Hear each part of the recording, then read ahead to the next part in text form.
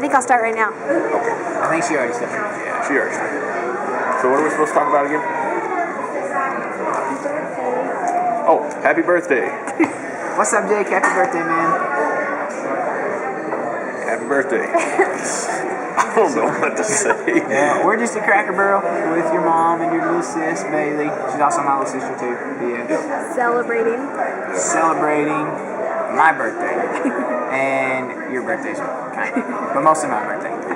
And we figured out how to beat the little triangle things. I don't know if you ever played these or not, but they're pretty darn fun. Pretty legit.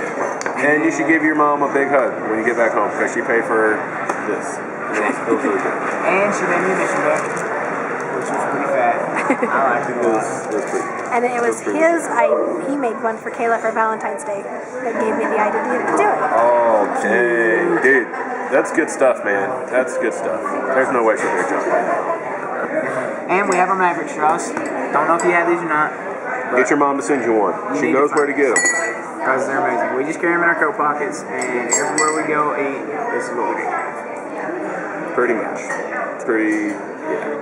Like with transitioning skills, pretty awesome. This is how our lessons go. This is why the Utah mission is so successful. Speaking of mission, just need to let you know that I have less hours than you have days. Oh my goodness. This guy. I guess, happy birthday, man. Thanks for sharing your family with us. Pretty sure me and Davis are the only favorite sons. If you ever get up to Panama City, I'll share my family with you. It's a little ways out of your mission, but it's all cool. Just don't get caught. Throw out a few missionary things, a missionary term things. I don't know, something that'll make him laugh. Oh, okay. These are the missionary terms that us and your mom have come up with that we use pretty often. The first one is poaching. Yeah, I'm pretty sure that's a worldwide type deal, but basically just stick to your own area when looking for investigators. Don't be heading off into other people's areas. Even though I'm letting you teach Stephanie and he knows that. Yeah, even though we are kind of poaching from somebody. Okay, though. Yeah, that's okay. That's like a zone poach. If it's a zone poach, it's not too bad. But no inter-district poaching. Okay, the next one is P-Day Eve. Now, I don't know if you've been introduced to P-Day Eve or not, but it's pretty much the best thing on earth. And now, P-Day Eve starts the night before P-Day. 9 p.m. That's usually the time when you have some other missionaries come over or whatever and you party. That's also a good time to do your laundry. That way you don't have to worry about doing that on actual Eve. And JC's very disappointed that she couldn't have PD. It's okay. When she gets a new companion, she'll be able to have PD. Okay, next one. Apostate. Okay, so the apostate missionaries are just those that just kind of like... how would you describe that? Probably ones that like wakeboard in the canal. Yeah, like if they went like wakeboarding or something on their mission. In the canal, behind the four-wheeler. Yeah. In Garland? No, that wasn't Garland, that was Badger. between that. Well, there's canals all up there. I imagine you could probably do it anywhere up there. Using your car for unwise purposes, just kind of like taking a mission trip, just going throughout the mission to various... Like the Nevada border. Yeah, like if your area borders a different state and you just go there just to say you've been to the state and step out of the mission, that could be considered apostate. Probably. Okay, so you probably know what apostate is. Yeah, that's pretty common. Next one's the prosbomb. You know what that is? Just the little blue Book of Mormons that we carry around and give out to people. Yeah, proselyte. And then scrippies. Scrippies are your very own set of scriptures. Not much different than... Try to keep up with those. Brother Davis has a hard time with that. But. Oh, but you lose yours more than I do. I just take crossbows. Okay, next is a sack. And there's a difference between a sack missionary and an apostate missionary. Because you can be an apostate missionary, but still work and get things done and have baptisms. True. Sack missionaries, they're missionaries that sleep in and don't go out and work and don't do anything. Yeah, pretty much, yeah. And maybe sometimes Mama Hatch wakes them up. What's that? Sometimes Mama Hatch wakes them up because they slept in. Not us. I'm up. Maybe some others. What? I totally woke you and Harry up that one morning. Oh, yeah. 10:30. Was that on a P-Day? No. Damn. It was 10:30. Yeah, we stayed up till like 4. Me and another missionary, and Mama Hatch knocked on the window and scared us to death. But yeah, So yeah, But that doesn't count. that's okay. That doesn't count. That's more apostate. Elder Herring had a knee problem. And it was like his second day back in the mission. So and that makes we were it all happy to better. see him. So, Okay, the next is unaccountable. unaccountable. Now these are those people that you see out on the streets, and it's just like you almost wonder whether you're wasting your time as a missionary talking to them. It's those people that it's just kind of like all their sandwiches didn't quite make it to the picnic, you know. And it's You need to do more of your sayings. You can also have companions like that. And Very true. when you have companions like that, you're babysitter. And I don't know if you've ever had that before, but the missionary that's in your area right now, Elder Garment, I babysat him for 3 transfers. he's unaccountable. No, actually, I'm just kidding. I didn't babysit Elder Garment. Elder Garment was awesome. I loved him to death. He's still unaccountable though. He is unaccountable. He's unaccountable. I don't know what it is. The unaccountable couch. Most missionary apartments have one of these. And that's the couch that's in the living room that you're able to get up and go to there and sit down on and fall back asleep on accident. But it's okay because it's the unaccountable couch. And while you're on that couch, you're not accountable. That's very true. I've been Yeah. Okay. Then Gators, you know perfectly well what this is. Best football team that the NCAA has to offer.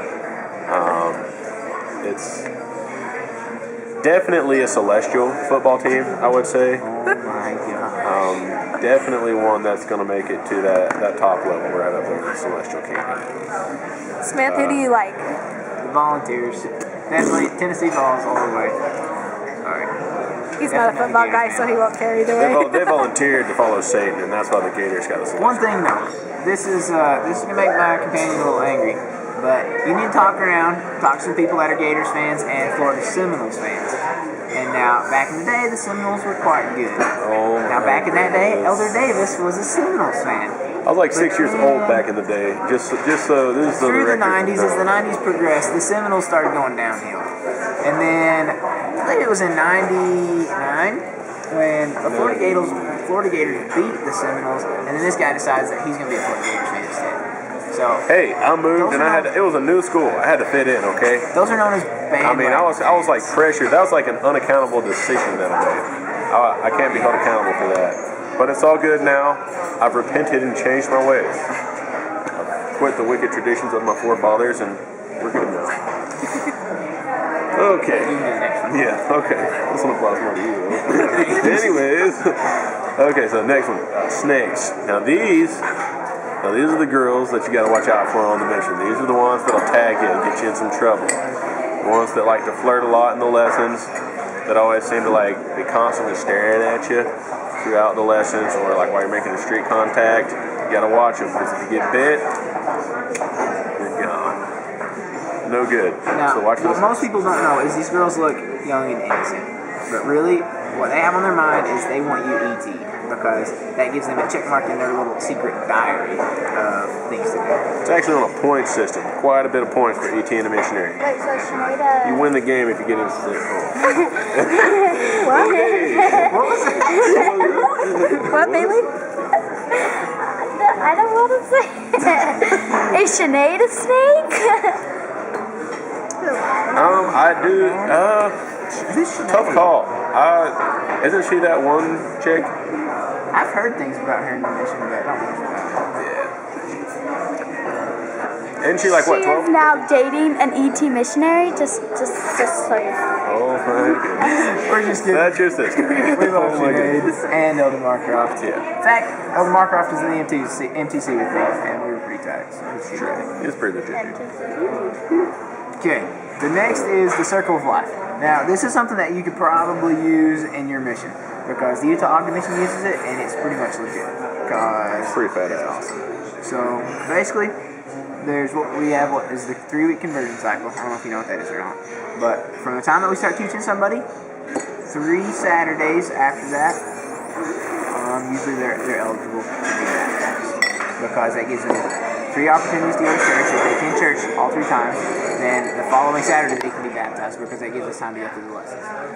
Now, we weekly plan using what we call the Circle of Life. So it's a circle, and it's cut into 4. And then you have 3 Saturdays on it.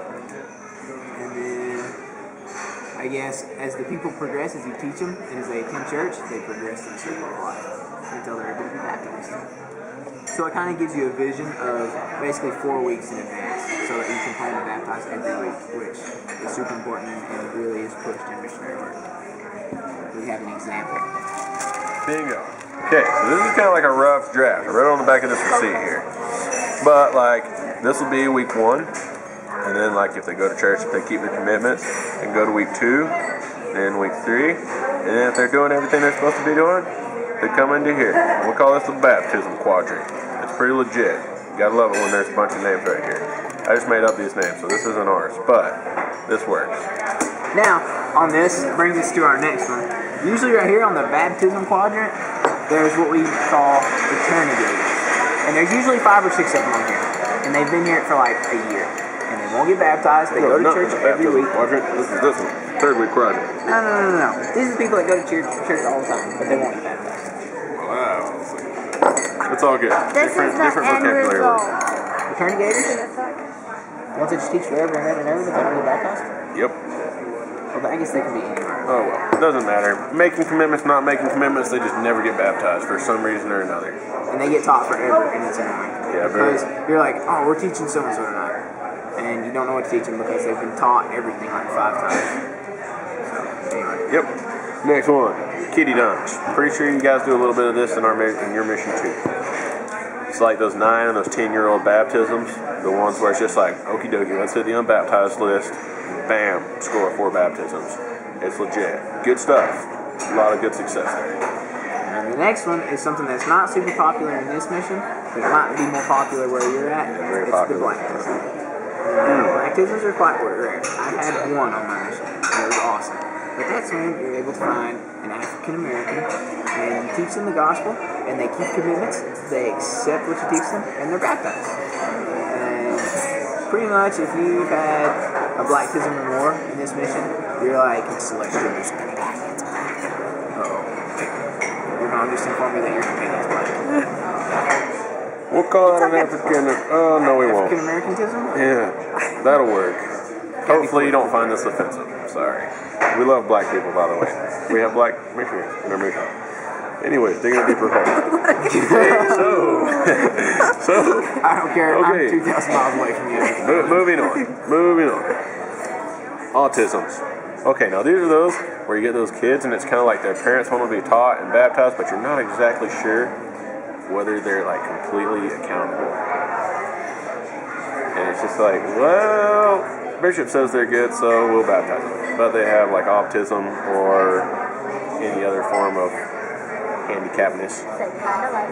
ADHD, like any of those types. Yep. So the next one is Ogdenites. Now this is something that you don't get to experience on your mission, but I wish you would because these are the best ever. Ogdenites are the people that you meet on the streets of Ogden. And most of the time, they're related to the prophet or they've met Jesus Christ. So occasionally you'll find those that have been baptized by Jesus Christ Found one of those. Some of them think they're God. Some of them think that they're brothers to God, or that God talks to them and that they're actually the prophet and we just don't know what we're talking about. Found quite a few of those. Others have served missions before, and they've done everything that we've done. And some of them just... Most of them are just burnt out on drugs. They'll talk to you all day, but they don't really know what they're talking about. Yeah. It's pretty easy to strike up a conversation if you get anywhere with them, or if they understand what you're talking about. You can consider yourself a successful. You can consider that a successful contact. Now the last one is something that you've recently discovered yourself, and that's the Levensteins. This is a Levenstein. In the back, it's the brand Q brand. It's a nice microfiber polyester, usually bright, flashy colors. It has a really nice fat knot. Very not conservative. Tie the double Windsor. Good stuff. You have no tail, so you have lots of knot, but yeah, it's still full length. Or you can just buy a tight fatty right here and run it short. Bam. That's what I'm talking about. Just tuck it in the vest. He wears vests all the time. Oh yeah, see? So you know that. You know this. Nothing new. I don't really dig the vest, but that's okay. That's okay. It's all good. I'm short enough that I can tie a big fat knot until I perform. Yeah, it's okay. Only a few of us can pull off a vest anyways. It's okay. That's all good. So yeah. In the name of Jesus Christ, amen. Oh, amen. Amen to that.